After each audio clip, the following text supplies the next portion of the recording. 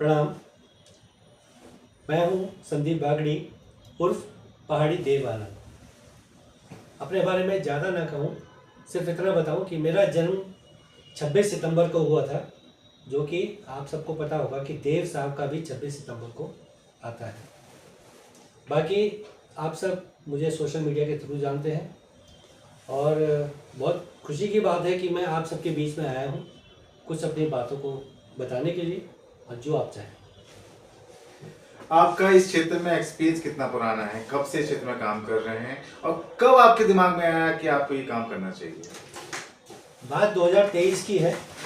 2023 में जब मैंने सोशल मीडिया पे आना शुरू किया तो पता चला कि बहुत सारे लोग वीडियोस बनाते हैं, शेयर करते हैं, लेकिन एक मेरी फ्रेंड थी उनमें से जिन्होंने मुझे कहा कि आप पुराने गीतों पे बनाते हैं तो देव साहब के गीतों पे भी बनाइए। और 2023 का वो समय और मेरा ये समय, आप देख पा रहे हैं कि मैं आप सबसे मुखातिब हो पा रहा हूँ। अच्छा, ये जानना चाहेंगे केवल देवानंद साहब को ही सिलेक्शन क्यों किया आपने किसी और को छोड़कर? अब जैसा मैं पहले आपको बता चुका हूँ कि मेरा जन्मदिन भी 26 सितंबर का है, जो कि देव साहब का है, तो वहीं से थोड़ा सा एक आशा की किरण जगी कि क्यों ना मैं उनको सबके दिलों में जीवित है सबके सामने ला सकूं। और वही एक कोशिश थी जो अब धीरे धीरे कामयाब हो रही है। आपने किसी मेजर प्रोजेक्ट के बारे में कुछ बताइए। देखिए, मेजर प्रोजेक्ट तो ऐसा कुछ नहीं है।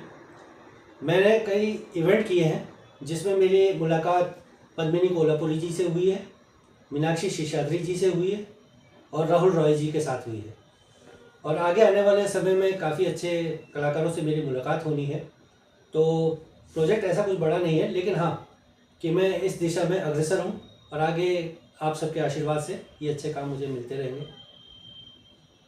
जैसा कि आपकी अपने आवाज सुनी तो बिल्कुल रूबरू आप वही आवाज प्रोड्यूस करते हैं जो देवानंद जी की हुआ करती थी, तो उस आवाज से मैच करने के लिए क्या कुछ स्पेशल आप करते हैं या ये नेचुरली आपकी है? देखिए, अभी तो फ़िलहाल नेचुरली ही कहूँगा, क्योंकि एक समय था जब मुझे कोशिश करनी पड़ती थी, लेकिन हाँ, कोशिश हमेशा करते रहनी चाहिए। कारण ये भी है कि जब हम किसी पर्टिकुलर फिल्म स्टार की मूवी देखते हैं, अब देव साहब की बात हो रही है, तो जब भी उनकी मैं मूवी देखता हूँ तो उनका वो अंदाज़, उनका वो पहनावा कई हद तक मुझे प्रेरित करता है कि मैं कुछ अच्छा प्रस्तुत कर सकूँ। और कहते हैं ना कि धीरे धीरे जब आप प्रैक्टिस करते हैं तो वो आप पे निरंतरता आ जाती है। तो वही देव साहब की थोड़ी बहुत मुझ में कोशिश जो है कामयाब हो रही है, और आगे भी आपको काफ़ी कुछ देखने को मिलेगा।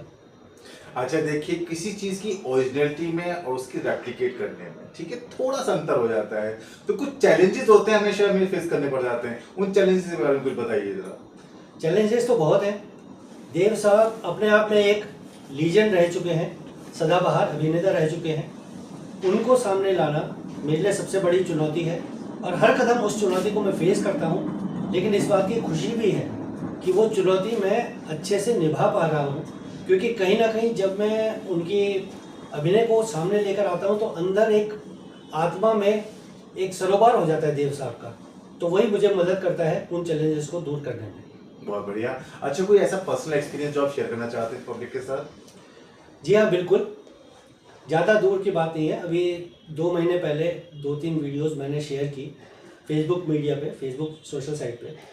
तो मेरे पास उषा उत्थुप जी, उनके ऑफिस से फ़ोन आया और उन्होंने मुझे इनवाइट किया है अपने यहाँ as a guest of honour for the best replica of the late Dev Sahab. बहुत बढ़िया। तो वो मुझे एक मिला है मौका, और आप सबके आशीर्वाद से ये चीज़ें आगे बढ़ रही हैं। अपने परिवार के बारे में कुछ बताएंगे?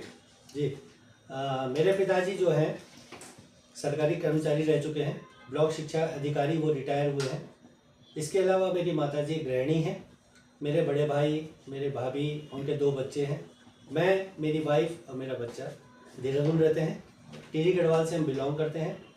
और मैं अपने बारे में बताऊं तो मैं भी एक प्राइवेट जॉब करता हूं। पुलिस लाइन में के स्कूल में मैं कार्यरत हूं। इसके अलावा जो आप देख पा रहे हैं, ये शौक़ मेरा, जैसे कि मैं पहले बता चुका हूँ, 2023 से मैं करते आ रहा हूँ। उससे पहले भी स्कूल टाइम से मुझे रहा है, काफ़ी प्रेरणा रही है कि मैं छोटे छोटे शोज़ करूँ। तो बाकी आप सबको दिख ही रहा है जो मैं कर पा रहा हूँ। अच्छा, जैसे आपने बताया कि आपने अपनी पढ़ाई कहाँ से करी? जी जी, मैंने जो है यहीं इंग्लिश मीडियम से मैंने टचवुड स्कूल में पढ़ाई की है देहरादून में। इसके अलावा सरकारी कॉलेज में मैंने इंटर किया है। उसके पश्चात मैंने गवर्नमेंट पॉलिटेक्निक से मैकेनिकल इंजीनियरिंग में डिप्लोमा लिया है और उसके बाद लगभग 14 साल से मैं जॉब पर हूँ, अलग अलग डिफरेंट कंपनीज़ में, डिफरेंट इंस्टीट्यूट्स में, और अब मैं स्कूल में हूँ। तो बहुत अच्छा लगता होगा स्कूल टाइम में जो आपको सब देवानंद के लिए बुलाते होंगे, अपनी एक्टिंग के लिए बुलाते होंगे या स्टेज परफॉर्मेंस, सबसे पहले आपका नाम लिया जाता होगा, तो कैसे जी महसूस जी होता जी आपको? जी बिल्कुल। अभी भी ऐसा होता है कि कई बार जैसे बच्चों को पढ़ाते समय फ्लो आ जाता है तो बच्चे एकदम बोल पड़ते हैं कि सर प्लीज़ एक देव साहब का डायलॉग हो जाए। तो मैं उनसे वही बोलता हूँ, देखो बेटा अच्छे से पढ़ाई कर लो वरना एक चपेट मारूंगा और आप वहाँ पर खड़े रहोगे। बहुत अच्छा। अच्छा, जो आप कितने बच्चे हैं आपके? जी मेरा एक बेटा है। एक बेटा है, तो बेटा क्या बनना चाहता है भविष्य के? अपने पापा कितने, वो भी कोई एप्लीकेशन फॉलो करना चाहता है या वो कैसा है, उसका भी बताइए। देखिए जो हमारी एज है, हमारी एज ऐसी है कि जो पुराने हमारे माजी पिताजी हैं और हमारे जो आने वाली जनरेशन है, हमें उनके बीच में एक ब्रिज का काम करना है, पुल का काम करना है। तो हमारी जो आने वाली जनरेशन है उसको उसके हिसाब से हमें हैंडल करना है। वो जिस क्षेत्र में जाना चाहे हमें कोशिश करनी है कि वो उसमें अग्रसर रहे, और मेहनत ज़रूरी है, ये सबसे बड़ी बात है। तो हम उसी क्षेत्र में उसे अग्रसर करना चाहते हैं कि जिस क्षेत्र में वो जाना चाहे। अभी तो बहुत छोटा है, अभी वो नर्सरी क्लास में है, लेकिन मुझे जब देखता है तो ज़रूर ये बोलता है कि पापा मुझे भी गाना गाना है। बहुत अच्छा। अच्छा देव साहब, मैं एक चीज और पूछना चाहूंगा। देखिए, जिन देवानंद की बात कर रहे हैं वो अपनी की गिनती स्टार्स में होती है, सितारों में बात होती है, तो बहुत ऊंची श्रेणी में आ जाती है। तो कभी उनको देखिए महसूस नहीं होता कि जब आप उनको रेप्लिकेट करते हैं तो उनके जैसे ही आप बने? देखिए वहाँ तक पहुँचना तो बहुत मुश्किल है। मुश्किल इसलिए कहूँगा कि वो लीजेंड रहे हैं और आज की तारीख में लीजेंड होना बहुत बड़ी बात है। लेकिन कोशिश पूरी है। कोशिश इसलिए पूरी है कि देव साहब को जिंदा रखना है। जब तक इस शरीर में मेरे प्राण हैं तब तक देव साहब को हमने जिंदा रखना है, और अच्छी तरह से। आज की तारीख में जैसे आप देखते हैं कि बहुत भेड़चाल चल रही है, हर कोई जो है आगे आके वीडियो तो बना रहा है, लेकिन उसकी वो क्वालिटी नहीं है जो कि होनी चाहिए। मैंने पहले कहा कि हमें वो वीडियो बनानी चाहिए, वो कंटेंट बनाना चाहिए जो हम अपने परिवार के साथ देख सकें। तो इसलिए साफ़ सुथरे कंटेंट रखिए, हमेशा आप लोग कामयाब रहेंगे। फेसबुक पे आपने देखा होगा, फेसबुक, ट्विटर, इनका मोस्टली इस्तेमाल आज के टाइम में सभी लोग करते हैं।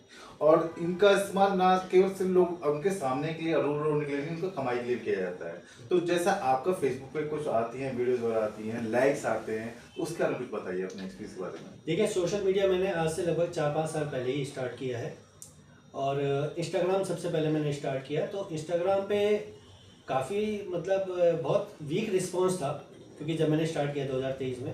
लेकिन जैसे मैं बता रहा हूँ कि देव साहब को जब मैंने शुरू किया स्टार्ट करना, उनके बारे में, उनके रहन सहन और उनका चहलकदमी जो भी है, तो अच्छा रिस्पांस मिला और उसके थ्रू मुझे इवेंट शुरू हुए मिलने।